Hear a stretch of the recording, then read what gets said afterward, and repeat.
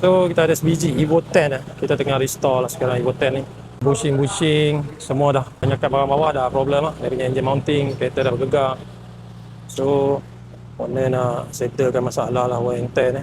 Kalau kita tengok dia ada pakai macam KNN Typhoon lah. Bukan macam ni, memang betul lah. KNN Typhoon. Ni dia dah tukar air intake dia kan dengan intercooler pipe atas lah. Ada banyak lah leaking kita tengok dekat engine ni kan. So owner mungkin nak restore tapi mungkin step by step lah. Yang paling penting owner nak kereta ni 400 horsepower dulu ataupun 450 horse lah. So kita tengok barang-barang dia ni almost ready lah. So kat sini kita akan tukar turbo dan beberapa barang lagi lah.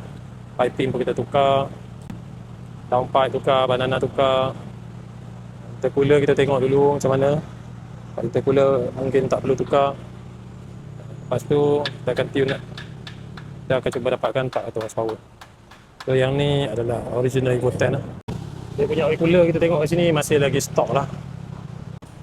So kereta ni SST lah, dual clutch transmission SST. Evo 10 aku tak sure lah MR ke apa kan. Tapi penting kita akan bagi keluar horsepower 400 lebih dan kita nak owner ni kutip balik barang bawah supaya kereta ni selesai balik bawa.